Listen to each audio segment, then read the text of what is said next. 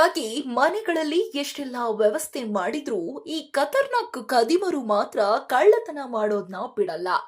ಆದ್ರೆ ಕಳ್ಳರು ಎಷ್ಟೇ ಪ್ಲಾನ್ ಮಾಡಿದ್ರೂ ಒಂದಲ್ಲ ಒಂದು ದಿನ ಪೊಲೀಸರ ಬಲೆಗೆ ಬೀಳ್ಲೇಬೇಕು.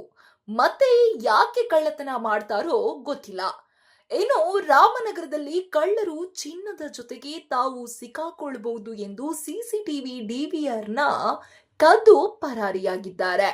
ಹೌದು, ದ್ಯಾವರ ಸೇ ಗೌಡನ ದೊಡ್ಡಿ ಬಳಿ ಸಾಫ್ಟ್ವೇರ್ ಉದ್ಯೋಗಿ ಲಿಖಿಲ್ ಅವರ ಮನೆಯಲ್ಲಿ ಖದೀಮರು ಕಾರಿನಲ್ಲಿ ಬಂದು ಬೀಗ ಮುರಿದು ಕಳ್ಳತನ ಮಾಡಿದ್ದಾರೆ.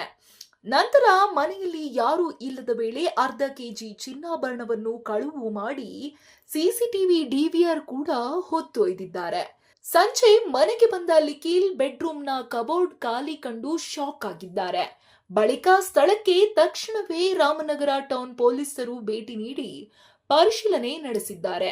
ಡಿವೈಎಸ್ಪಿ ಶ್ರೀನಿವಾಸ್ ಅವರ ನೇತೃತ್ವದಲ್ಲಿ ಖದೀಮರ ಬಂಧನಕ್ಕೆ ಬಲೆ ಬೀಸಲಾಗಿದೆ.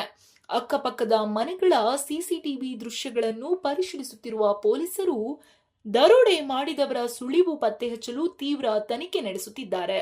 ಒಟ್ಟಾರೆ ಈ ಘಟನೆ ಸ್ಥಳೀಯರಲ್ಲಿ ಆತಂಕವನ್ನ ಉಂಟು ಮಾಡಿದ್ದು, ಭದ್ರತೆ ಹೆಚ್ಚಿಸಲು ಕ್ರಮ ಕೈಗೊಳ್ಳಲಾಗಿದೆ.